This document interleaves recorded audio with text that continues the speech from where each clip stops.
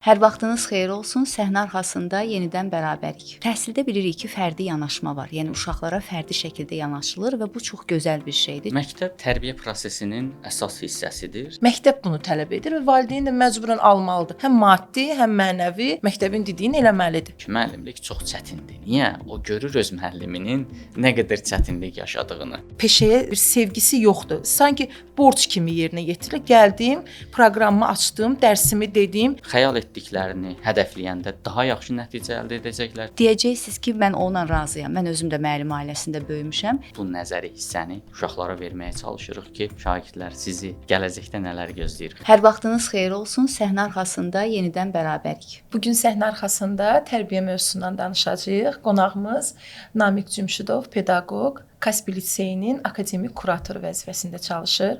Xoş gəlmisiniz Namiq bəy. Çox sağ olun, xoş gördük. Şad olduq sizi burada görməyimizdən. Namiq bəy, birbaşa suallara keçmək istəyirəm. Deməli, məktəb tərbiyə, məktəb bu gün bizim əsas təlim mövzularımızdır. Qeyd eləmək istəyirəm ki, mənə ən çox maraqlı gələn sualları bu gün hazırladım sizin üçün. Həmişə bu suallar məni düşündürür.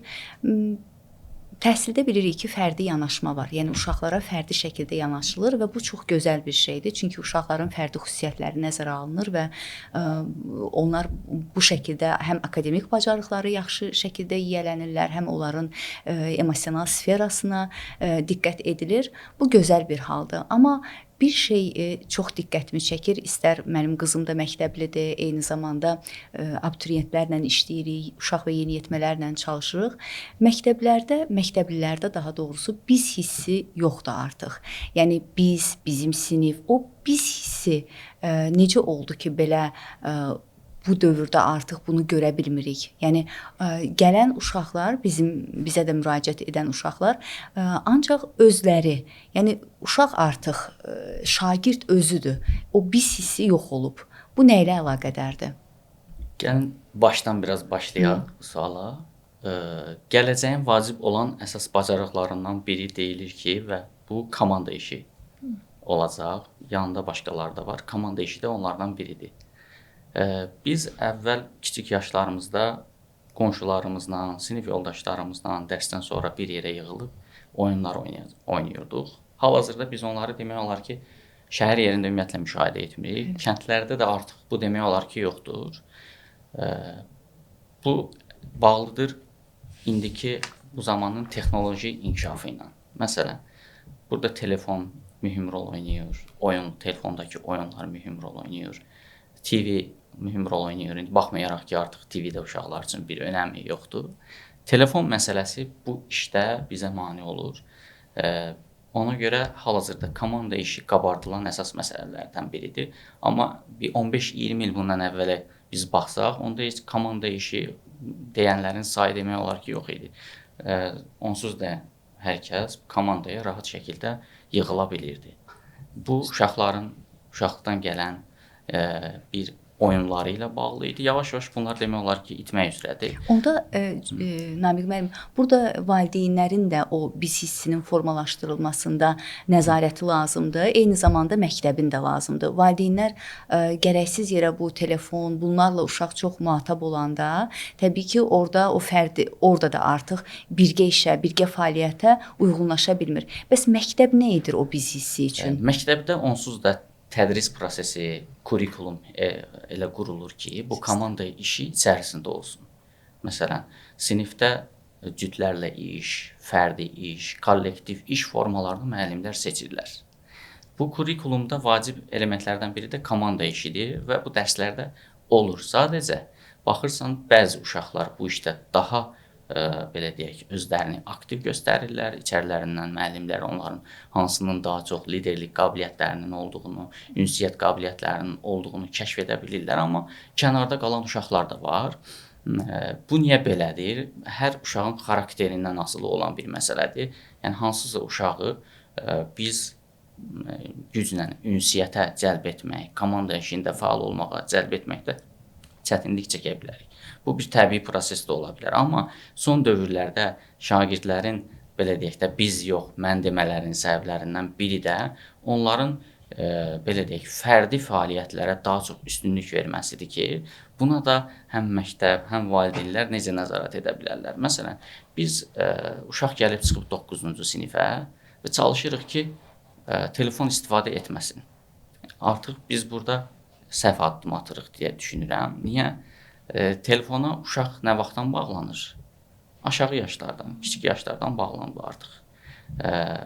Bəzən belə deyək də, biraz kobud çıxar bəlkə, mən rahat olum, telefonu verim, qoy sakit qalsın deyə bilirik.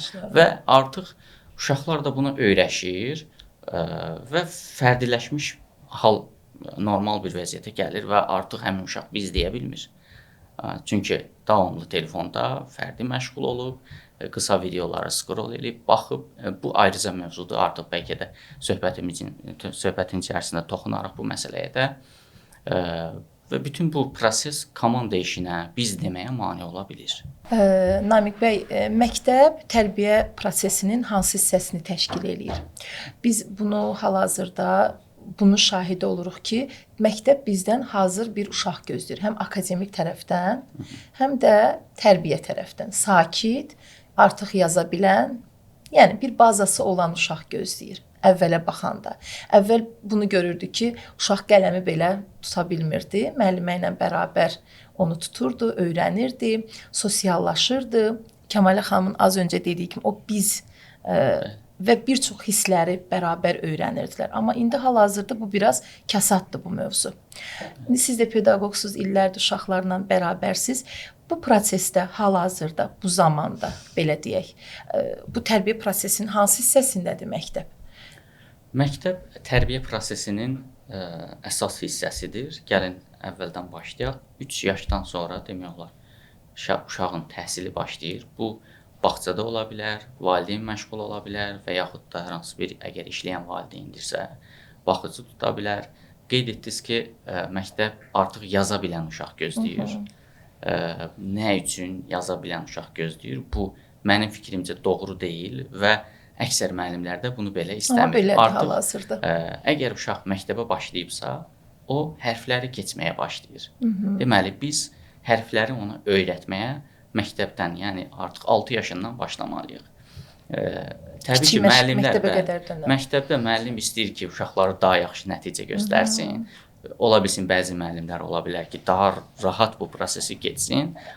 İstəyir ki, məsələn, bağçadan gələn uşaqlar onun sinifinə düşsün. Niyə? Çünki bağçada axı artıq yazmağı, bəzən də bəlkə oxumağı öyrədirlər və o bazada olan uşaqları gözləyir. Amma daha 20 il bundan əvvələ getsək, öz yaşıma qayıtsam, mən heç bağçaya getməmişəm, birbaşa mən məktəbə başlamışam 6 yaşımda.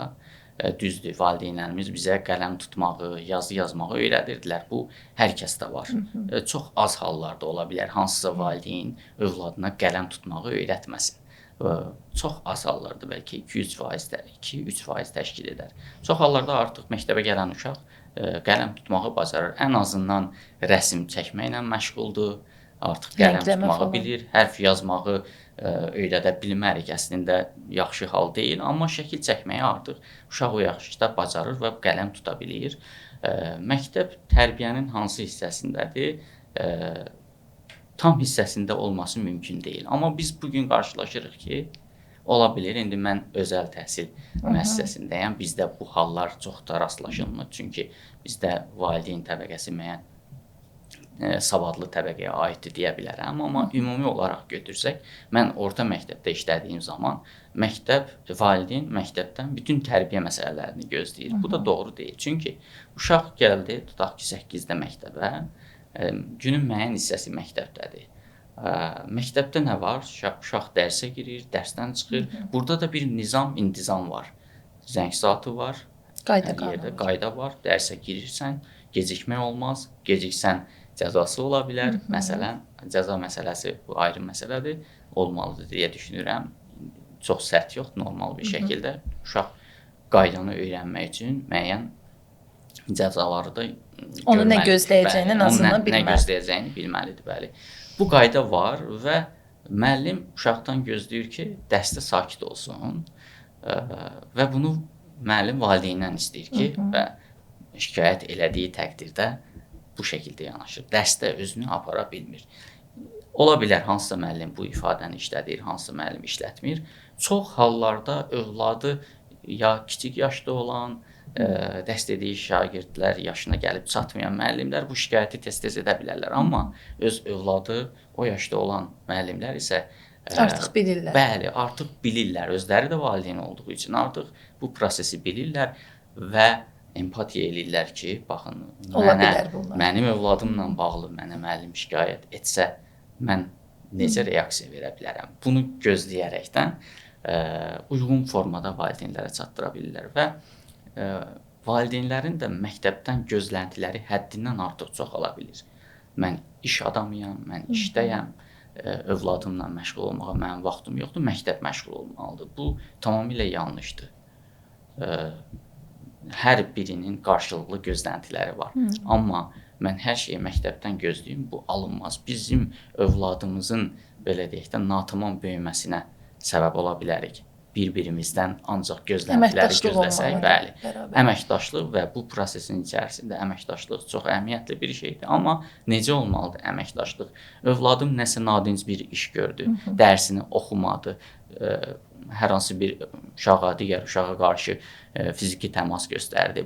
Bu halda valideyn məktəbə gəlir, əksər hallarda belə deyək, və yaxud da məktəbdən valideynə belə bir hallar baş verəndə məlumat gedir. Bu belə olmalıdır? Xeyr, belə olmalı deyil. Məktəblərdə tədbirlər keçirilir, valideynlər dəvət edilir, bu halda valideyn məktəbə gedir və yaxud da müəllimlə danışır, mən məktəbə gəlmək istəyirəm, belə uşağın hal əhvalını soruşmaq, ümumi akademik nəticələr barədə söhbət eləmək istəyirəm. Məncə uşağı daha məsuliyyətli eləyir. Bəli, və uşaq görür ki, mənim valideynim məktəbə mən ancaq nadinclik eləyəndə yox, nəticəm zəif olanda yox, problemli vəziyyət yarananda yox, başqa vaxtlarda da gəlir. Artıq uşaq da bir düzənə girmiş olacaq. Burada müəllimlə valideynin şəffaf bir əməkdaşlığını hiss edəcək və uşaq valideyn və müəllim arasında manipulyasiya etməyəcək. Gözəl. Bu psixologiyada da belədir. Məsələn, deyək ki, uşaq müəyyən yaş dövrünə qədər valideynlərin nəzarətində olur və əsas fiqur valideyndir. Məsələn, Erikson da öz nəzəriyyəsində deyir ki, 6 yaşına qədər uşağın həyatında bütün bacarıqlarının öyrənilməsində qayğı verənlərdir əsas fiqur. Amma 6 yaşından sonra artıq əsas fiqur həm valideyn, həm pedaqoqlar olur. Yəni ikisi də ayırmadan deyir bunları, deyir ikisi də əsas fiqur olur. Orada artıq onlar bir-birləri ilə düşünürəm ki, əməkdaşlıq çərçivəsində o üçbucağı qurmalıdırlar. Valideyn, müəllim, şagird üçbucağını o şəkildə bir-birləri ilə ünsiyyət quranda daha yaxşı olar. Müəllimin də dediyi kimi, ancaq neqativ halların söhbətində deyil də, pozitiv hallarda da məktəbə müəllim, valideyn müraciət etməlidir. Namiq müəllim, bir sual vermək istəyirəm. Məsələn, biz akademik bacarıqları məktəb öyrədir və bugün mən görürəm, müşahidə edirəm ki, valideynlər çox kəmiyyətə yönəliblər. Məsələn, neçə aldın, nə qədər bal toplayacaq. Bu bilmirəm. Yəni mən valideyn olaraq deyirəm bu hissəni ki, mən heç vaxt kəmiyyətə yönəlməmişəm. Yəni kəmiyyəti fikirləşmirəm bir valideyn olaraq. Lazımdırmı? Bəli, uşaq müəyyən göstəriciləri olmalıdır, amma kəmiyyət mənim üçün əsas deyil, uşağın emosional inkişafı əsasdır. Bəzən bunu valideynlərdə də çox görürəm, müəllimlərdə də çox görürəm ki, kəmiyyətə çox odaqlanırlar. Məsələn, mən öz dövrümdən danışmaq istəyirəm ki, mən məktəbli olanda bu günləri məsələn mən danışıramsa, deyirəmsə ki, mən əgər vətənpərvərəm, mən danışıram, deyirəmsə ki, mən ədalətliyəm, sözü yerində deməyi bacarıram. Əgər bu keyfiyyətlər məndə varsa, məsələn mən bunları çox rahatlıqla deyə bilərəm ki, bunları mənə müəllimlərim öyrədim. Məsələn, vətənpərvərliyi mənə ibtidai sinif müəllimi öyrədib, hökmə müəllimə. Ədalətli olmağı mənə bizim bir müəllimimiz var idi, həm məktəbimizin direktoru idi, həm bizə dərs keçirdi. Xanlar müəllim o öyrədi. Həmişə bizə deyirdi ki, nə olursa olsun, yaşınızdan asılı olmayaraq doğru bilmirsinizsə onu deyəcəksiniz. Və bunu bizə öyrədirdi. Bilirsiniz, deyib keçmirdi ya, öyrədirdi. Yəni mən bu günləri, bu yaşımda müəyyən xüsusiyyətlərimi həmin müəllimlərimə borcluyam. Bax, bugün məktəblərdə belə pedaqoqlar var və yaxud da ki, məktəblərdə bu qarşıya məqsəd qoyulurmu ki, uşaqlara sadəcə dərs deyil, fizika, riyaziyyat, ədəbiyyat Qiymət öyrətmək deyil, qiymət almaq deyil, o mənəvi xüsusiyyətləri. Axı biz cəmiyyəti üçün uşaq yetişdiririk, ailədə, məktəbdə.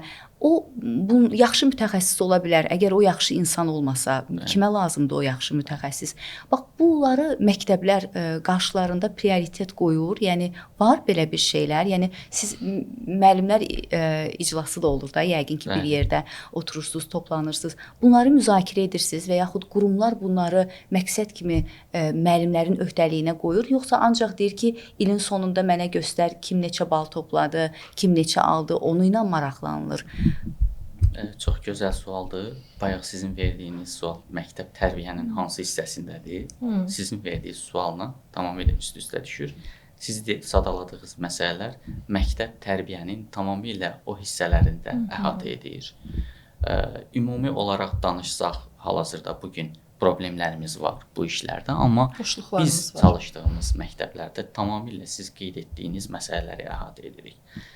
Ədalətli olmaq məsələsi, məsələn, biz şagirdlərlə sorğu keçirdirik. Onlardan anonim sorğu. Məsələn, müəllimin sənə verdiyi qiymətlər ədalətlidirmi? Biz bunu ölçürük. Çox maraqlı. Bəli. Təbii ki, əgər biz şagirdin tərbiyəsində lazım olan hissələri öyrətmiriksə, formalaşdırmırıqsa, akademik nəticələrə fokuslanırıqsa, təkcə şagirdin gələcəyini bir hissəsini əlindən almış oluruq. Müəllimlər də tamamilə həmin məsələlərə xüsusi ciddi yanaşırlar. Şagirdin təlim-tərbiyəsində çünki bu hər məktəbdə düşünülür belədir. Özəl sektordan dövlət sektorda burada mən birinci öz tərəfimizi deyim, sonra ümumi olaraq keçəcəm. Bir müəllim, hər bir insan bir vicdan daşıyır da, hamımızda bir vicdan var. Biz müəllim peşəsi digər peşələrdən nəyə görə fərqlənir? Çünki gələcəyimizin, ölkənin, dünyanın, birinci ölkəmizdən başlayır. Yaxşı şəxsiyyətlərin formalaşması üçün məktəb mühüm rol oynayır və bu uşaqlar kimin qabağından keçir? Müəllimlərin qarşısından keçir. Sabah həmin uşaqlar valideyn olur. Yenidən bir formada valideyn kimi məktəbə geri dönür. Bugünkü gün niyə məktəb aktualdır? Hər kəs məktəbdə problem görməyə başlayır. Gəlin birinci məktəbdə problemi görməzdən əvvəl baxaq. Biz məktəbin daha yaxşı olması üçün özümüzü nə qədər yetişdirmişik bir valideyn kimi də, belə deyək. Bizim yanaşmamız necədir məktəbə qarşı? Bizim cənab nazir öz çıxışlarında bildirir. Valideyn, məktəb əməkdaşlığı bununla bağlı söhbətlər aparır, amma tam da cəmiyyət ona hələ başa düşmür. Mən belə görürəm ki, bunu bir tənqid kimi, cəmiyyəti tənqid kimi, bəzən hətta müəllimlər özünə nəyisə tənqid kimi görə bilirlər. Amma əslində onu demək istəmir. Dərinə varanda nazirimiz gələcəyi düşünərəkdən təhsilin bazasının möhkəmləndirilməsi hissəsinə hələ ki baxır. Çünki təhsil, belə deyək, bir il içərisində həll olunan məsələ deyil. Buna 10 illər, 15, 20 illər lazımdır. Bayaq dediyim kimi, şagird məktəbdən gedir, o mənəvi dəyərləri qazanır və gələcəkdə valideyn olaraq yenə o mənəvi dəyərləri məktəbə qaytarır, belə deyək. Deməli, ümumi baxsaq, hal-hazırda məktəbdə müəllimlər bu işə, belə deyək, ciddi yanaşan kifayət qədər müəllimlərimiz var, amma təəssüflər olsun ki, neqativ hallar da müşahidə olunur. Məsələn, şagirdlər tənqid yox, bəzən görürsən yayılır, təhqir falan, bu tipli məsələlər yayılır. Bunlar yaxşı hal sayılmır təbii ki. Bunun qarşısını necə almaq olar? Təbii ki, universitetlərin də burada bir məsuliyyəti var. Tələbələri təkcə imtahandan imtahana, fənni, akademik bilikləri qazandırmaq üçün deyil də, onlara pedaqoji bacarıqları da qazandırmaq üçün uşaqla necə davranmaq olar, şagirdlə necə davranmaq olar, mənəvi dəyərləri necə aşılamaq olar. Bununla bağlı da peşəni sevmək var məncə. Bəli, müəllimlik ümumiyyətlə nədir? Bununla bağlı da işlər getməlidir ki, universiteti bitirib məktəbə qayıdan, müəllim kimi qayıdan hər hansı bir şəxs bunu uşaqların üzərində tətbiq eləsin. Uşaqların mənəvi zənginlik məsələsini önəmli görsün. Çünki biz təkcə tarixi, kimyanı, riyaziyyatı, biologiyanı öyrətməkdən cavabdeh bir şəxslər deyilik. Kimya dərsində müəllim eyni zamanda şagirdin şəxsiyyət kimi yetişməsi üçün lazım olan bacarıqları ötürür. Davranışları ilə. Bəli, onların davranışları ilə məşğul olur. Təkcə kimyadan tənlik, kimyəvi prosesləri öyrətmir. Tarix müəllimi təkcə tarixi uşağa belə deyək, əzbərlətdirmir. Bir də Namiq müəllim, bu ola bilərmi ki, müəllimlərin də üzərinə düşən yükün çoxluğu ilə əlaqədardır? Məsələn, mən bir nümunə deyimsə, öz şagirdlik dönəmimdən deyim. Məsələn, biz ibtidai sinifdə mən oxuyanda mən xatırlayıram ki, biz girirdik otağa və orada lövhəmizin üzərində bir cümlə var idi. Vətən əgər uğrunda ölən varsa vətəndir. Sonra bir tərəfində var idi ki, vətəni sevməyən insan olmaz, olsa da o şəxsdə vicdan olmaz. Bu misraları bizə xor halında müəllimimiz oxutdururdu və sinifin divarlarında Məmməd Əmin Rəsulzadə, bizim görkəmli yazıçılarımız, hamısının şəkilləri var idi, rəsmləri var idi və bizə onları biz ibtidai sinifdə oxuyurduq, onları keçmirdik və o zaman heç proqramlar da belə yüklənmiş formada deyildi. Amma onları bir-bir bizə tanıdıb göstərirdi, kimdir, onun haqqında danış, bir-bir durub bunları danışırdıq. Bu indi bu gözəl bir şeydir də. Məsələn, mən uşaq vaxtı bəlkə bunun dəyərini anlamırdıq, amma sonra keçmişə dönəndə deyirik ki, bu müəlliməmiz əslində bizə nələr öyrədibmiş biz ibtidai sinifdə oxuyanda. Bu indi müəllimlər bu hissə ilə çox da yox. Bu yazını yaz, səhifə-səhifə, bu şeiri öyrən, bu nə bilim hekayəni öyrən. Sanki bu hissədə daha çox görürəm bu şeyləri ki, istər dövlət sektorunda olsun, istər özəl. Gözlənti çoxdur. Bəli.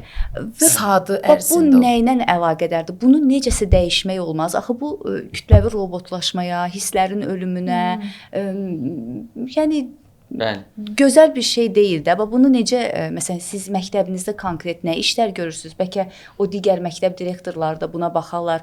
Sizin əgər bunları edirsinizsə, sizdən bir nümunə olaraq bunu götürüb öz məktəblərinə tətbiq edə bilərlər. Məsələn, biz gəlirik 1-ci sinifdən 9-cu sinifə qədər. 9-cu sinif şagirdlərini nə gözləyir? Buraxılış imtahanı gözləyir. Əslində, bu buraxılış imtahanını çox da dərin və vacib bir şey kimi də qəbul etmək olmaz. Şagird təhsil mərhələsini, bir hissəsini başa vurur, imtahan verir, növbəti mərhələyə keçir. Və biz nə edirik? Valideynlər olaraq tələbimiz həddindən artıq yüksəkdir. Valideynin tələbi yüksək olduğu zaman məktəb nə edir? Valideynin tələblərini qarşılamaq istəyir, elə deyilmi?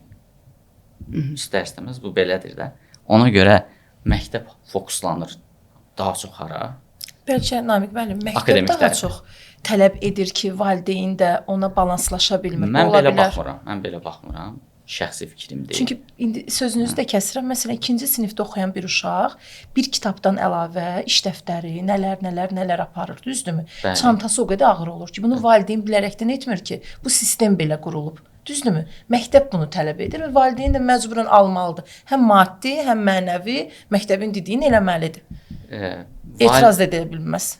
Məktəbin dediyini eləməlidir, məktəbdə valideynin dediyini. Belə bir arada mübahisə var. Ümumi sistemdə nəsə bir... İndi gələk, bəli, o məsələyə. Kitablar deyirsiniz ki, çoxdur, qalındır falan. Baxırıq ki, əvvəllər kitablar daha qalın idi. Mən xatırlayıram, oxu kitabı var idi, daha qalın idi. Amma indi o qalınlıqda kitab yoxdur məktəbdə. Kitablar nazik. Bir kitab 2 hissədən ibarətdir hətta. Daha yüngül olsun deyə çanta. Bəs çantanı ağırlaşdıran nədir? Uşağın çantasında bir qələm qabı var. Qələmlə doludur. Biz onun yerinə bir qələm aparardıq. İndi o qələm doludur. İçərisində çoxlu şagirdin istədiyi qədər, istədiyi növdə qələmlər var. Ağırlaşdırır bu. 2. Dərslik deyil, əlavə bir vəsaitdir. Dərslik deyil. Bunu tədris proqramında nəzərdə tutulan dərslik deyil.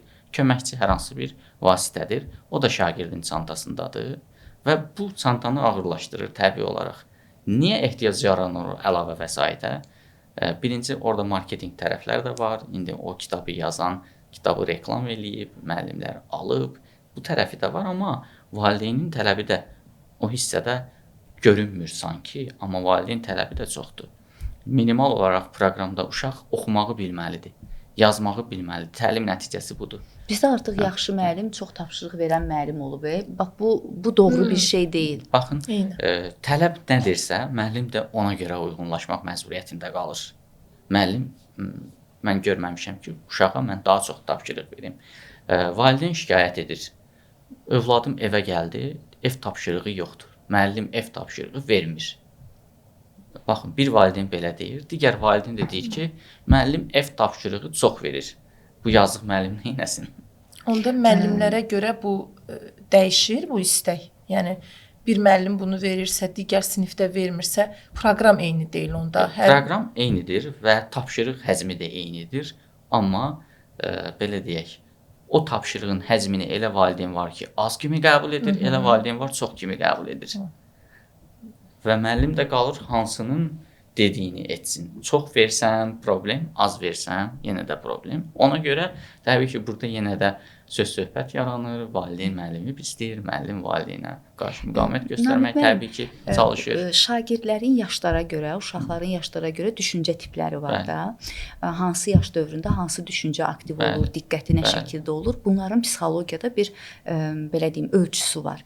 Məsələn, o kitablar yazılanda mı, o proqramlar tərtib olunanda mı, hər hansı bir psixoloqla nazirlikdə kim tərtib eləyirsə də, o psixoloqla bunlar araşdırılır. Tutaq ki, bu yaş dövrünə bu qədər yazı bunun biləyinə uyğundur və yaxud uyğun deyil. Bu siz necə, yoxsa elə orada pedaqoqlar ancaq bunu qərar verir? Mən o dərslik yazılma hissəsi ilə belə deyim, məşğul olmamışam deyə tam o hissəyə girə bilmərəm. Amma öz övladım və ya məktəb sistemində bu dərsliklər alınanda biz baxırıq.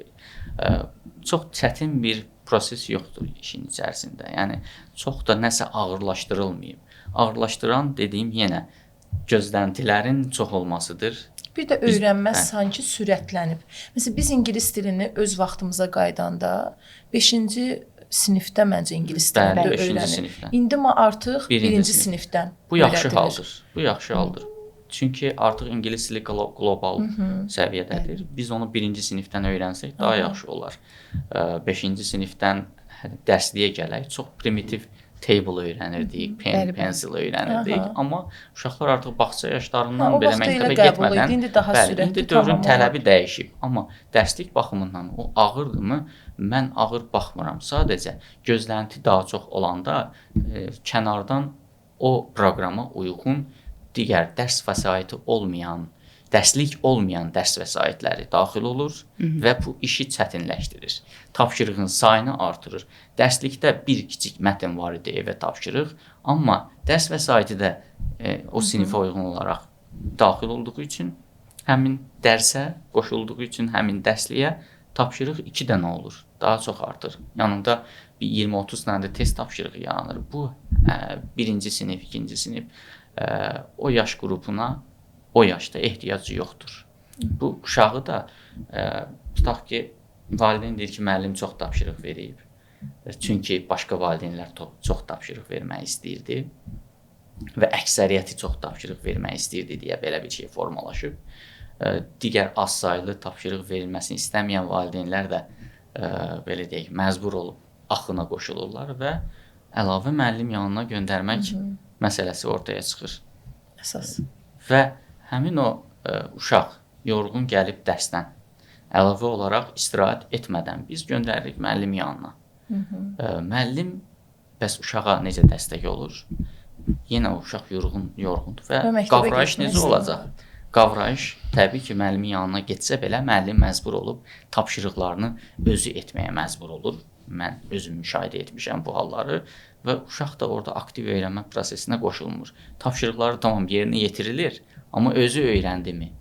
Yəni kiçik bir mətni evdə özü yarım saat, 20 dəqiqə oxusaydı çox-çox faydalı olardı. Nəinki o mətnə aid mətin, yenə ona uyğun 2 səhifəlik ayrı mətin, ondan çıxarılmış suallar, bunu hazırlıqda etməyin bir faydası yoxdur və uşaq yüklənir və bir bezginlik yaranır. Uşaq gəlir 5-ci sinifə çıxandan sonra biz görürük ki, artıq uşaq yorulub. Məktəbə getmək istəmir. Bəli, və gəlir təsəvvür edin yenə də müəllim yanına hazırlıq daha da artır. 9-cu sinifə gəlmiş uşaqdan biz bir xoşbəxtlik gözləyə bilərikmi? Bugünkü gənclərə baxırıq, yeniyetmələrə 9, 10, 11-ci sinif. Hansı uşağa baxırsan, robot kimi olublar. Niyə? Baxırsan, emosiya yoxdur. Danışırsan, gülürsən, reaksiya gəlmir. Çünki o başqa şey, yorğundur, başqa şeylər fikirləşir. İndi digər başqa təsirlər də var, amma çox yorğun vəziyyətdədirlər bizim 9, 10, 11-ci sinif şagirdlərimiz və bu ağır bir yükdür. Bu ağır bir yükü gətirən də indi bizim qəbul prosesidir. Burada mühüm rol oynayır. Əsas mən onu sizə sualım, bu Niyə nəyə belə görə gəldi, olmalıdır? çıxdı? Hər kəs deyir ki, bu qəbul prosesi bu qədər çətin olmalı deyil. Məsələn, xarici universitetlərə hazırlaşan uşaqlar SAT imtahanını verirlər. English Verbal Maths, bir də riyaziyyat var. Riyaziyyat, ingilis dili, belə deyək də 2 fən var bunun içərisində. Amma din proqramına baxsaq 5 fən, 6 fən var burada. Bu təbii ki, ağırdır. Ona görə də Azərbaycanda oxumaqdansa xaricdə getməyi üstün tuturlar. Qəbul prosesi daha rahatdır. Kimə rahatdır? İngilis dili bazası olan uşaqlar üçün. Çünki həmin imtahanlar ingilis dilindədir. Heç SAT imtahanına ehtiyac yoxdur. IELTS imtahanından 7, 7.5, ən yaxşısı 8, 6-dan yuxarı alan uşaqlar çox rahat bir şəkildə xaricdə universitetə qəbul ola bilirlər. Əgər valideynin icazəsi, rahatlığı və ya imkan məsələsi problem yaratmırsa, rahatlıqla gedib xaricdə təhsil ala bilir. Və bu tələbələri yenə itirən bizik, bu ayrıca bir problemdir. O uşaqlar gedir, Azərbaycana geri dönürmü? Əksər hallarda geri dönmür və biz böyük bir beyin köçü yaşayırıq əslində. Yəni bu mənə elə gəlir ki, bunun ömrü yavaş-yavaş azalıb qəbul prosesinin yəqin ki, dəyişmək üzrə Hətta magistr təhsilini belə burada bakalavr oxuyurlar. Məsələn, mən özüm də universitetdə çalışıram, müəlliməyəm. Bakalavr burada oxuyurlar, magistr mütləq gedilir hansısa bir Avropa ölkəsində oxunulur və yenə də onlar qayıtmamağı sual altında olur, gəlmir. Yəni yenə də bakalavr belə burada oxunulsa, bizim gənclərimiz nədirsə artıq hər kəs öz gələcəyini başqa bir ölkədə düşünür. Bu əslində böyük bir problemdir. Yəni böyük problemdir. Yəni biz bayaq dediyim kimi bu beyin köçünü yaşayırıqsa 15-20 il sonra nələr olacaq, necə olacaq və bu kütləvi şəkildə artır. Tibb universitetinə oxuyan, burada bitirən, rezidenturanı gedir xaricdə oxuyur, Azərbaycana geri dönmür, bəs sabah bizim həkimimiz kimlər olacaq? Müəllimliyi götürək, düzdür, hal-hazırda çoxlu sayda müəllimlər var, amma hər kəs müəllim olmaq üçün mü oxuyur? Xeyr, müəllim olmaq üçün filan yerə balım çatmadı, müəllimliyə getdim. Sabah filan yerə balım çatmadı, müəllimliyə getdim. O şəxslər müəllim ola bilirmi? Xeyr, onlar da müəllim ola bilmir. Nəticədə 4 ilini itirdi. İmtahan verir, qəbul ola bilmir. İndi bildiyiniz kimi işə qəbul üçün müəllimin işə qəbul imtahanı var. Özəl məktəblər belə olsun. Müəllimləri işə bir neçə mərhələdən keçirərək götürürlər. Qəbul olmayan çoxlu sayda müəllimlər var. Həmin o şəxslər belə deyək də, itirirlər və onlar da bir şəxs kimi ciddi problemlər yaşayırlar. Çünki 4 il oxuyub, müəllimlik ixtisasında oxuyub, onun əvəzinə başqa bir sahədə, hətta universiteti demirəm, bir peşə öyrənsəydi qat-qat yaxşı olardı. Ona görə də bu peşəyə sevgi azalırmı sizcə? Müəllimlik peşəsini ürəkdən seçənlər də var. Ürəkdən seçməyib, amma bu peşədə müəyyən vaxt işləyəndən sonra bu peşəni sevməyə başlayanlar da var. Tutaq ki, götürək bu bal çatmama məsələsini. Hal-hazırda deyək ki, 3-cü qrup hazırlaşan biri hüquqşünas olmaq istəyir. Amma görürük ki, bu uşağın hüquqşünas olmaq üçün, belə deyək, kapasitəsi çatmayacaq. Bu təbii bir prosesdir. İndi müəllimlər ən çox çətinlik çəkdiyi nöqtə burasındadır ki, valideynə onu deməkdə də çətinlik yaşayırlar ki, valideyni qıracaqlar. Valideynə mənfi təsir edəcəklər. Çünki valideynin övladından gözləntisi çoxdur. Yox, mənim arzumdur övladım hüquqşünas olsun. Mənim arzumdur övladım həkim olsun. Tamam, olsun, arzumuz ola bilər. Biz öz arzumuzu özümüz edə bilmədiyimizi övladımızdan mı gözləyirik? Yəni, bu çox böyük bir yanlışdır, düşünürəm. bu uşağın qabiliyyətini belə deyək də tərbiyə olaraq biz düzgün müəyyən edə bilməliyik. Ona götürə biləcəyi, qaldıra biləcəyi yükü verməliyik. Əgər ola bilmirsə, biz onu peşəyə yönləndirək. Hal-hazırda bizim artıq peşə təhsil müəssisələri də əvvəlkinə baxanda çox-çox inkişaf edir. Bundan sonra hətta ali təhsil müəssisələrini belə Onlar iş tapa biləcəklər. Peşə belədir ki, əgər sən hansısa bir işi bilirsənsə, sənin iş tapmağa ehtiyacın yoxdur. Əgər hər hansı bir uşaq, abituriyent, tələbə nə olursa, proqramlaşdırmanı bilirsə, bu bir peşədir artıq. Bunun üçün universitet oxumağa ehtiyac da yoxdur. Proqramlaşdırmanı bilirsə, iş onu gəlib tapacaq. Və yaxud da ki, bir qız şagird dərziliyi öyrənirsə, yəni artıq bu iş tapmağa ehtiyacı yox, yaxşı bir dərsini biz axtarırıq da və yaxud da bir oğlanı yaxşı bir ayaqqabı ustalığını öyrənirsə, yəni bunun işi hər zaman var. Yəni peşələr çox vacibdir. Yaxşı bir elektrik olacaqsa peşə öyrənib, hal-hazırda avtomobillərin təmiri üçün hər kəs yaxşı bir usta axtarır və o ustanı da tapa bilmir. Çünki həmin ustalar da praktik olaraq nəyisə öyrənib, elmi hissəsi kasaddır. Orta bir biliyə, məktəbi orta səviyyədə oxuyan bir şagird, əgər elektrik olarsa, çox yaxşı bir ustaya çevrilə bilər. Amma bugün isə həmin ustalar hissəsinə baxanda sayıla bilən qədərdirlər. Yəni çox azdır sayıları. Burada da savad lazımdır, amma güclü savada ehtiyac yoxdur. Orta səviyyədə məktəbi oxuyan bir şagird hər hansı bir peşəyə yönələrsə, çox da uğurlu olacaq. Yəni bunun üçün ali təhsilə ehtiyac yoxdur. Bayaqki sözdə bir əlavə demək istəyirəm. Dediniz ki, uşaqlar, tələbələr bəzən balları çatmır və müəllimlik ixtisasına qəbul olurlar. Bəli, müəllimlik ixtisasına qəbul olurlar. Məsələn, əvvəllər belə bir hallar müşahidə edirdik şagirdlərdə. Mən özüm də o şagirdlərdən olmuşam. Hansısa bir müəllimimizə baxırdıq, deyirdik ki, mən bu fənnin müəllimi olacağam. Məsələn, mən şagird vaxtı bir müəlliməm var idi, Lətifə müəllimə, tarix müəlliməsi idi. Mən o bizə tarixi deyəndən sonra mən ona baxdım, dedim ki, mən tarixçi olacağam, tarix müəllimi olacağam. Qadını o qədər sevirdim, o qədər hörmət eləyirdim ki, fənnini də daha da yaxşı oxumağa başladım. Və belə düşünürdüm ki, müəyyən dövrdə də qərarım dəyişməyənə qədər mən müəllim olacağam və bunu çox görürdük. Məsələn, var idi sinif yoldaşlarımızdan, digər siniflərdən filan müəlliməni görəndən sonra o deyirdi ki, filan müəllim kimi müəllim olacağam falan. İndi var belə rol model müəllimlər. Bir sualımın birinci hissəsi, ikinci hissəsi.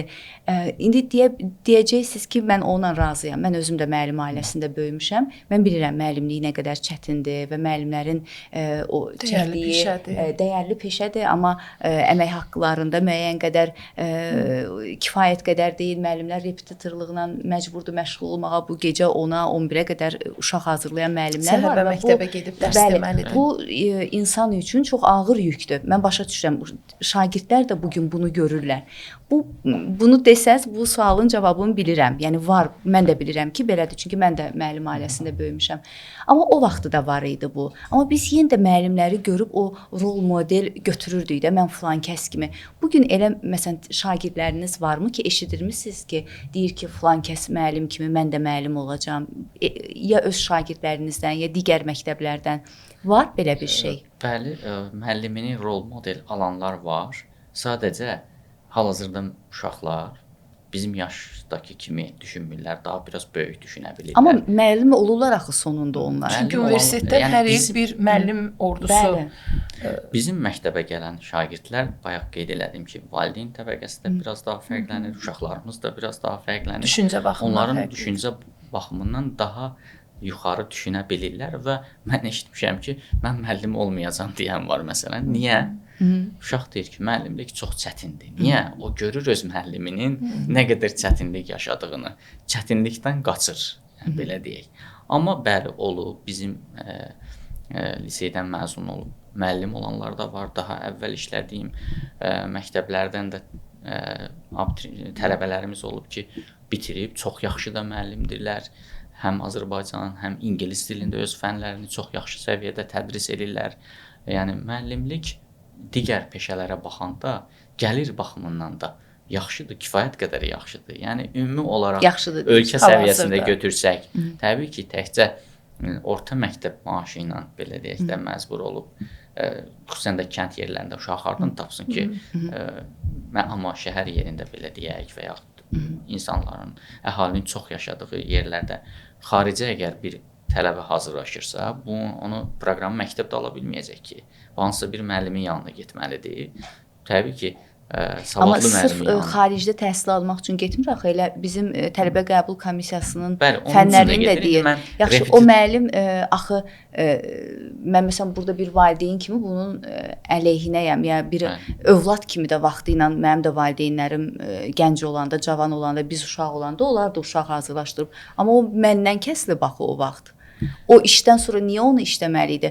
O bəyəm könüllü işləyirdi? Yox, könüllü işləmirdi. Onun əmək haqqısı ona çatmırdı deyə işləyirdi. Bugün də inanmıram ki, hansısa müəllim övladını qoysun 6-dan sonra uşağa. Mən ona, yəni o səmimiyyətə inana bilmərəm.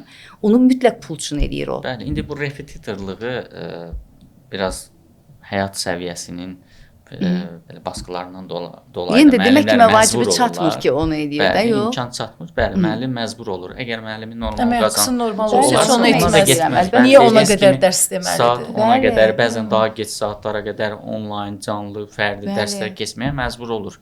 Amma hal-hazırda müəllimlərin maaşında yüksəlmələr olur. Bu birdən ola bilməz də. İndi təsəvvür edin, biz ailə olaraq büdcəmizdən bir dəfəlik nəyəsə ayırırıq və Təbii ki, amma müəllim düşünürəm ki, cəmiyyətin ən öndə, hər mənada, istər yaşayış Bizi savad cəhətdən verən. olsun, istər hər mənada ən öndə olan şəxsləri olmalıdır. Həm maddiyyat baxımından öndə olmalıdır, hər mənada öndə olmalıdır. Yəni məvacibləri də ən yüksək olmalıdır müəllimlərin.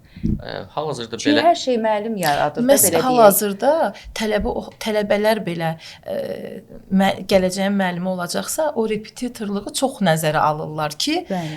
mən buradan qazanacağam.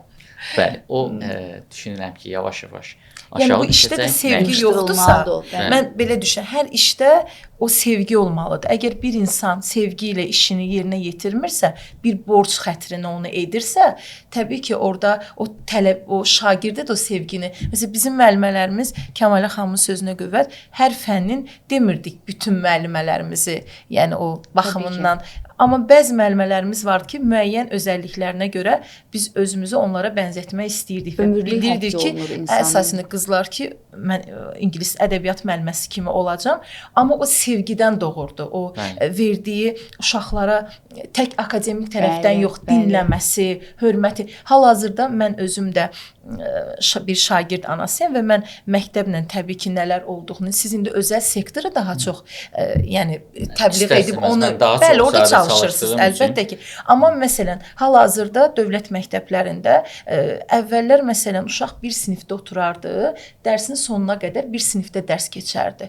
İndi hər dərs uşaq hər otaqda keçir və çanta ilə hər sinifə bir istərsəmə saniyədə vaxt getmək, 1-ci, 3-cü mərtəbə, 3-cü, 4-cü mərtəbə. Uşaq gecikən kimi müəllimələrin onlara tavrı belə fərqlidir. Harda sən qaldın, niyə gecikdin? Bilirsiniz, nəzərə almırlar ki, bu uşaq 30 uşağın önündə dayanıb. Və mən bunu ən az bir danlayıramsa belə onun şəxsiyyətinə, öz hörmətinə və burada təbii ki var, sosiallaşması zəif olan uşaq var. Hər kəsin psixologiyası, onu emosiyasını tənzimləməsi fərqlidir, düzdürmü? Və düşünürəm ki, bax indi hal-hazırdakı müəllimələrin peşə sevgisi əvvəli qədər deyil. Yəni o peşəyə necə deyim, bir sevgisi yoxdur. Sanki borc kimi yerinə yetirilir. Gəldim, proqramımı açdım, dərsimi dedim, qiymətimi yazdım, 2-3 uşağı danladım və yaxud nəsə dedim, günün bu ilə tamamdır. Gedirəm, əsas məni evdə uşaqlar gözləyir. Ona qədər mən belə bir balans pozulub sanki müəllimlərlə uşaqlara, ümumiyyətlə məktəb hal-hazırda müşahidələriniz bəli, o təəssüf ki, elə hallar var. Çox pisdir. Birbaşa ünsiyyət problemi də burada öz əksini tapır. Yenə bayaq dedim ki, insanlar fərqlidir. Müəllimlər də insan olduğu üçün onlar da fərqlidir. Biz sizin rastlaşdığınız müəllim xarakterlərindən təbii ki, bütün müəllimlərə şamil edilmir. Kifayət qədər. Amma dövlət məktəblərində əksər çoxdur belə hallar. İndi mən belə görürəm, müşahidə eləyirəm, oxuyuram. çıxışları izləyirəm. Bununla bağlı ciddi işlər görülür. Amma bayaq qeyd etdiyim kimi bu işlər birdən-birə görülməyəcək. Məktəbdə idarəçini təyin etmək olar imtahana görə, hər hansı bir dəfə təşkil olunan müsahibəyə görə. Amma onun işini o işlədikdən sonra tam görmək olur, elə deyilmi? Müəllimi də imtahan edib işə götürmək olar. Amma onun nə qədər işinə vicdanla yanaşdığı, belə deyək, gələcəyini, uşaqların gələcəyini düşündüyünü o işlədikdən sonra Məsələn, mən görmək olar. düşünürəm ki, ən yüksək bal tələbə qəbulunda müəllimlərdə olmalıdır, ən yüksək bal. Bəli. Amma bugün ən yüksək bal hüquqşünaslıqdadır, həkimlikdədir, həkimlikdə də eyni zamanda. Müəllimlikdə ümumiyyətlə ən yüksək bal olmalıdır. Amma indi gəlin görək, reallığı qoyaq da, ən yüksək bal orada olsa kim gedib orada oxuyacaq? Heç kəs oxumayacaq. Və çətinliyin, işin ciddiyyətin fərqinə varacaq. Çətinlik və bayaq dediyim o məvacib, onun orada çətinliyi, heç kəs istəməyəcək bunu. Bəli. Ona görə də burada bilsiz fərdi yox, ümumi bir dəyişiklik olmalıdır və bunlar nəzərə alınmalıdır ki, niyə bu günləri gənclər müəllim olmaq istəmir? Çünki bu günləri hansısa gənclər, məsələn biz danışırıq da, Aynur xanım da, mən də abituriyentlərlə görüşürük, peşə seçimi ilə bağlı söhbətlər edirik. Müəyyən testlər var ki, uşağın o bacarıqlarını üzə çıxardırıq ki, məsələn sən bu peşə yönümlü getsən, səndə daha yaxşı alınır. Qərar verə bilmir, biz ona kömək edirik. İndi müəllimlik peşəsindən danışanda heç kəs istəmir, heç bir abituriyent istəmir və bunu soruşuram. Niyə? Müəllimlik çox gözəldir axı. Deyir ki, neynirəm, gedib o boyda əziyyət çəkəcəm, o maaşı onsuz da istənilən işdə ala bilərəm də, daha az. Yəni gənclər artıq məvacibi çox düşünürlər və bugün görəndə ki, mən də görəndə ki, mən də belə görürdüm. Anam işdən gəlib, uşaq hazırlaşdırır. 6-dan sonra qadın işdən gəlib, bir də 10-a qədər və yaxud atam. Bu doğru bir şey deyil də. Buna çözüm tapılmalıdır. Bunu indi mən sizə ünvanlayıram. Əlbəttə ki, siz tapmayacaqsınız bu çözümü. Amma fikrimi belə çatdırmaq istəyirəm ki, dinləyənlərə. Bax, bunlara çözüm tapılmalıdır ki, ondan sonra məktəbdə o sizin dediyiniz, artıq o müəllim də o gecikən uşağa bəlkə daha səbirlə, daha individual yanaşa biləcək. Bu proses Çünki müəllimin səbri zorlanıb da artıq belə deyək. Bu proses o qədər ciddi və zaman tələb edən bir prosesdir ki, çox asan deyə məncə. Elə göründüyü qədər deyil. Yəni təhsil içində olan bir şəxs üçün göründüyü qədər elə deyil. Yəni bu gün kifayət qədər addımlar atılır, amma cəmiyyətin elə bir müqaviməti var ki, adicə müəllimlərin sertifikasiya imtahanının keçirilməsinə qarşı nə qədər müqavimət var. Deputatlar belə Milli Məclisdə bu imtahanların keçirilməsinə qarşı çıxanlar var idi. Düz idimi? Tamamilə yanlış. Niyə keçirilməsin? Vaxtı ikən mövcud vəziyyətdən istifadə edib nə qədər saxta diplomlar üzə çıxdı ki, və ya məktəbdə neçə ildir işləyir, keçid balını toplaya bilməyən nə qədər müəllimlər var idi. Bunlar məktəbdə qalmalı idimi? Təbii ki, xeyr. Amma hal-hazırda görülən işlərə qarayaxmalar edənlər kimlərdir? İmtahandan keçə bilməyib kəsilib, onun ailəsi var, qohumları var. Hamısı bunlar görülən işlərə qarayaxsalar, görün, hal-hazırda görsənən budur. Bir savadlı müəllim imtahandan keçib, maaşı da 35% qalxıb, kifayət qədər bir, yəni bu ardı da gəlir, ikinci sertifikasiyası da var bunun, yenə də artımı olacaq. Yəni bayaq dediyim kimi birdən olmur, yavaş-yavaş, düzdür. Əvvəldən formalaşan çox ciddi problemlər var, onları həll etmək üçün kifayət qədər dövlətin zamana ehtiyacı var və bugün görünən odur ki, etməyə çalışır. Amma cəmiyyətin burada yenə dediyim reaksiyası var, əks reaksiyası var. Bunları da tənzimləmək lazımdır. Yəni birdən-birə etmək olmaz. Ona görə sertifikasiya imtahanı mərhələ-mərhələ aparılır. Birdən aparılmır. Yenə dediyim kimi, bəs o müəllimlər cəmiyyətin üzvü deyilmi? Təbii ki, cəmiyyətimizin üzvüdür.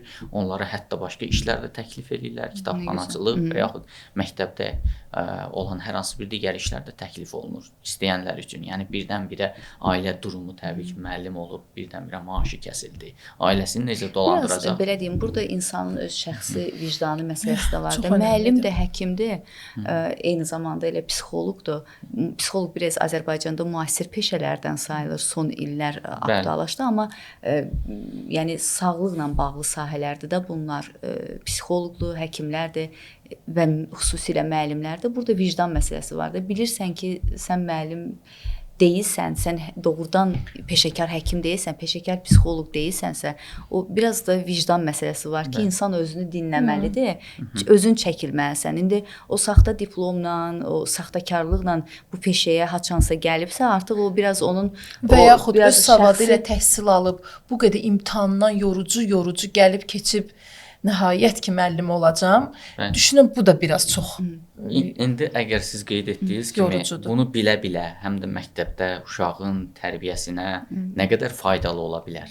heç bir halda. Çox az hallarda kimsə faydalı ola bilər. Elə deyilmi? Ona görə də məktəbdə həm müəllimlər dərs deməsə, başqa peşə ilə məşğul olsa daha yaxşı olar deyə düşünürəm. Və bir misal çəkim. Tanıdığımız mən yaşda olanlar vardı. Mən hazırlaşıb, əziyyət çəkib universitetə qəbul oldum. Amma bir də gördüm ki, hər hansı bir şəxs getdi. Texnikumlar var idi, o pedaqoji texnikumlar çox idi. Bir 20 il bundan əvvəl nəzərdə tuturam, getdi.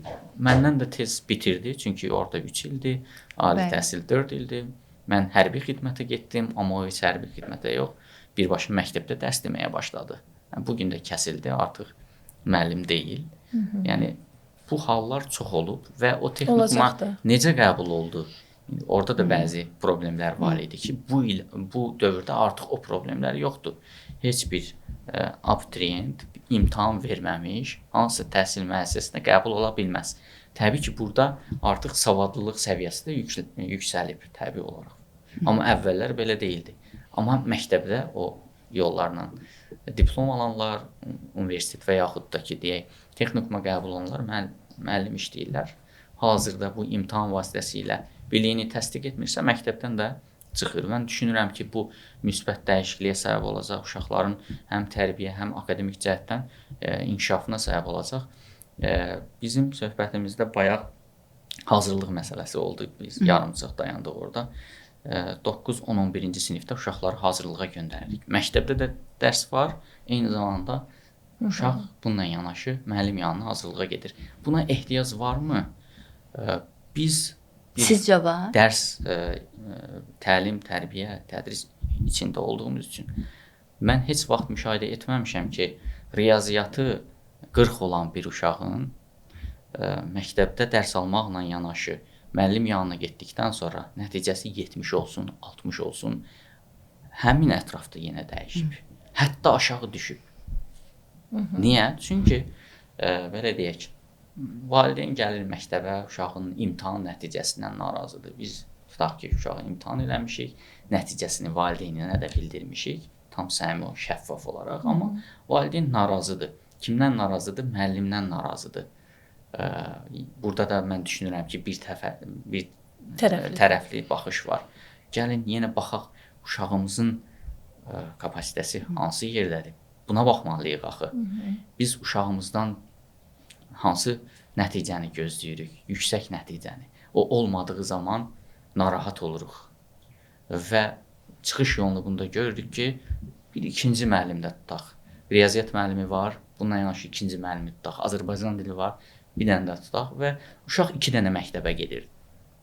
Bəs bu uşaq nə vaxt dərs çalışır? Uşağı düşünən yoxdur da. Bəli, düşünmürük deyirəm. Mən bayaq qeyd elədim. Uşaqların psixoloji durumu yaxşı deyil. Yəni, baxırsan, reaksiya yoxdur. Reaksiyanın olmamasının səbəbi bu ciddi bir yorğunluqdur. Gecə az yatmalarıdır. Yəni, baxırsan, neçə saat yatmışsan, soruşursan, deyir 4 saat, 3 saat, 5 saat. Bu faciədir. Faciədir. Yəni, bu ən az bir, heç olmasa gibi 7 saat yatmalıdır. 8 saat yatmalı. Beyin emal etməlidir o ürəyin. Bəli. Bunun ayrı bir izahları da var. Vaxtımız olsa orada toxunarıq. Yəni, bu uşaq yorulur və nəticədə faydası nə qədərdir? Faydasını çox da görmürük. Nə lazımdır? Əgər bizdən tələb universitetə dim imtahanı verməkdirsə, ora qəbul olmaqdırsa bizim hədəfimiz, uşağı yormamızın ora qədər gəlib çıxmasında bir faydası olmayacaq. Bir müəllimin yanında olsun, valideyn olaraq biz həmin işə müsbət baxaq, uşaq da müsbət baxacaq. Olur bəzi hallarda, belə deyək, valideyn uşaq da gəlsin, müəllim də gəlir, üçü bir yerdə söhbət aparırlar. Baxırsan ki, valideyn müəllimə qarşı bir, belə deyək də, ön yargısı var artıq. Sizcə övlad o dərsi oxuyar? Xeyr, oxumayacaq. Çünki artıq onun şuur altında formalaşıb ki, bu yaxşı müəllim deyil. Amma baxırsan, müəllimlik heç bir şey yoxdur. Sadəcə uşaq imtahanda aşağı nəticə əldə edib. Yəni burada müəllim dərsi keçib, əlavə dərs hətta keçib, vaxtında tapşırıqları eləyib, hətta məktəb tutaq ki, sınaq imtahanı təşkil eləyib. Amma nəticə aşağı olub. Günah kimdədir? Müəllimdə. Bu belə deyil əslində. Nəticədə müəllim də bir insandır, onun da emosiyaları var. Mən Namiq müəllimin dediklərini çox yaxşı başa düşürəm, çünki onun işlədiyi məktəbdə övladım təhsil alır. Onlarda sistem belədir ki, uşaqlar, abituriyentlər ta əvvəldən 9-cu sinifdə oxuyur, amma məktəbə gedə-gedə 9-cu sinifdən yenə də 5-ci sinif, 6-cı sinif həmin fənni bir də təkrar keçirlər. Amma bu indi bu Kaspidə belədir. Axı özəl sektorda bu belə. Bəli. Heç özəllərinin də hamısında bu yoxdur. Elə deyil. Bu yoxdur, tək-tük məktəbdə bu belədir. Yaxşı, indi o axı hamı da Kaspidə oxumur. Tamam. Bəs o məktəbdə oxuyan şagirdlər neyniyəcək? Dövlət 9, 10, 11-ci siniflər üçün təmayül məktəblər təşkil eləyib. Hal-hazırda bunun sayı get-gedə artır. Rayonlarda da bu açılır. Buraxılış imtahan nəticəsinə görə həmin uşaqları o məktəblərə cəlb eləyirlər. Eyni formatı orada tətbiq edirlər. Bu dövlət məktəblərinin 9 bitəndən sonradır. Bayaq 9-u da içində demişdim, səhvimi düzəldim. 10 və 11-ci sinifləri əhatə edir. Təmayüllər üzrə tutaq ki, 1-ci blok, 2, 3, 4 hansı fənlər ki tədris olunmalıdır, dərinləşmiş proqramı o şagirdlərə verirlər və həmin şagirdlərin hazırlığa getmələrinə ehtiyac yoxdur. Bunu artıq dövlət bu şəkildə tətbiq etməyə çalışır. 2 hissədən ibarətdir bizim təhsil mərhələləri. 9-a qədər, bir də 10-11. 9-a qədər ümumidir, yəni baza təhsili uşaqlarda formalaşdırır. Əgər kim universitetə girmək istəyirsə, 10-11-ci sinifi oxuyub getsin. Mən düşünürəm ki, bu şəkildədir plan, tam açıqlama olmadığına görə, amma biz bunu necə hiss edirik, artıq o tipdə məktəblər yaranır. 9 illik təhsildən uşaq məktəbdən çıxa bilər. Çıxdıqdan sonra gedib peşə təhsili, texnik və yaxud da ki, hər hansı bir işlə məşğul ola bilər. Niyə vacibdir ki, uşaq 10-11-ci sinifi oxusun? Əgər uşaq təhsil almaq istəmirsə, valideynin də heç uşağı ilə bağlı belə bir planı yoxdursa, niyə 10-11-ci sinifə övladını göndərir və məsələn, siz bayaq qeyd elədiniz, məktəbdə uşaq sayı çoxdur. Uşaq sayının məktəbdə çox olmasının səbəblərindən biri də budur. Mən yuxarı sinifi deyirəm. 10-11-ci sinifdə əgər o uşaq dərs oxumayacaqsa, o məktəbə niyə gəlir? Valideyn onu məktəbə niyə göndərir? Elə buradan səslənirəm ki, hörmətli valideynlər, övladınız əgər oxumayacaqsa, ona 11 illik attestat lazım deyil. O 2 il vaxt itkisindən başqa bir şey deyil. Onun əvəzinə o 2 ildə getsinlər, peşə məktəbi oxusunlar, peşə məktəbi oxumayacaqlarsa, bir sənət öyrənib iş həyatına başlasınlar. O 10-11-ci sinifdə uşaq gedəcək əli cibində məktəbə, elə də məktəbdən evə qayıdacaq və təhsil almaq istəyən digər şagirdlərə mane olacaqlar. Ona görə də məktəb sistemi belə pozulur. Yəni, məktəb bir cəmiyyətdir. Bu təkcə dövlət qurumuna aid olan müəssisə deyil. Bu ümumi cəmiyyətin, belə deyək də, dəstək göstərməli lazım olduğu bir müəssisədir. Valideyn, hər kəs buna dəstək olmalıdır bu prosesə. Bir valideyn digər valideynə də bildirməlidir fikrini ki, əgər oxumursa sən övladını bu peşəyə yönəlt, məktəbə göndərməni. Nəticədə boş qalan bir uşaq nəsə etməlidir. Bir məsələni də vurğulamaq istəyirəm. Övladlarımız xəyal etsinlər, arzularını xəyal etsinlər. Çünki bu xəyallar onların şuur altında əksini tapacaq. Əgər xəyal etməsələr, xəyal etməmiş bir arzunun hədəfini qurarlarsa, o hədəf müvəqqəti olacaq. Bir həftə davam edəcək, bir ay davam edəcək və qırılacaq. Ona görə bu bir həm də terapiyadır, xəyal etmək. Xəyal etdiklərini hədəfləyəndə daha yaxşı nəticə əldə edəcəklər. Çünki arxada uşağın fikirləşmədiyini hərəkətə gətirən bir beyin var, şuuraltı var. Onu hərəkətə gətirəcək və daha yaxşı nəticə əldə edəcək. Və hədəfinə uyğun daha yaxşı plan quracaq və öz arzusuna nail olacaq. Məsələn, biz bir şeyi hədəfləyirik, gecə-gündüz çalışırıq, kənardan baxan bizə deyir ki, necə də həvəslidir.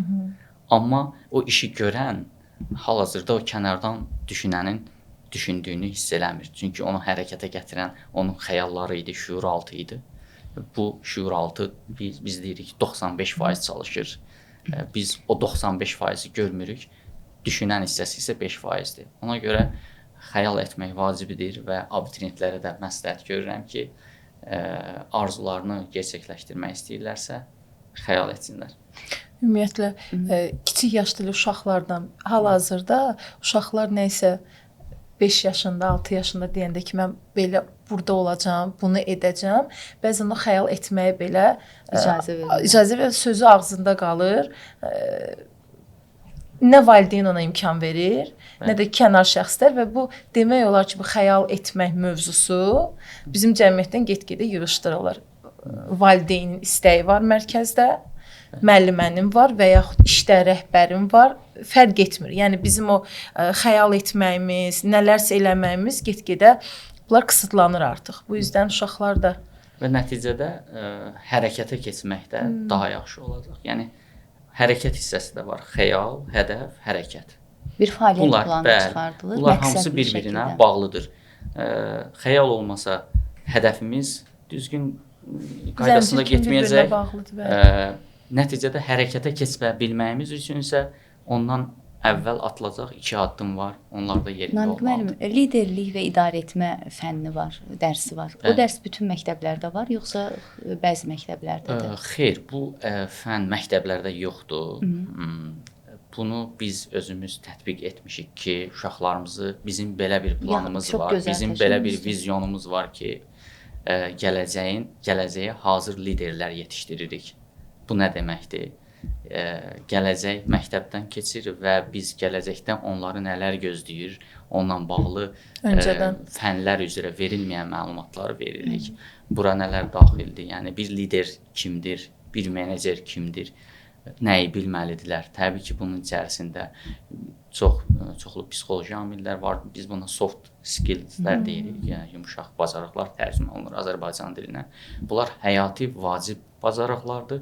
Bu fən daxilində biz bu nəzəri hissəni uşaqlara verməyə çalışırıq ki, şagirdlər sizi gələcəkdə nələr gözləyir, xəbərdar olun və onlar biz bu fənni 3 ildir demək olar tədris edirik. Artıq universitetdə oxuyanda bəzi universitetlərdə bu fən tədris olunur. Artıq orada vacibliyini bir daha başa düşəcəklər və digər tələbələrdən bir addım öndə olduqlarını görəcəklər. İş həyatına atıldıqdan sonra isə artıq məktəbdən vacib məsələləri, bacarıqlarla bağlı nəzəri hissə ilə tanış olduqlarına görə düşünürəm ki, onlar üçün çox rahat olacaq. Bir daha təşəkkür edirik. Zaman necə keçdi biz də bilmədik. Çox maraqlı idi. Gəldiyinizə görə təşəkkürümüzü bildiririk. Çox sağ olun. Dəvətiniz üçün təşəkkür edirəm. Təşəkkürlər. Növbəti verilişlərdə görüşənədək. Hələlik dostlar.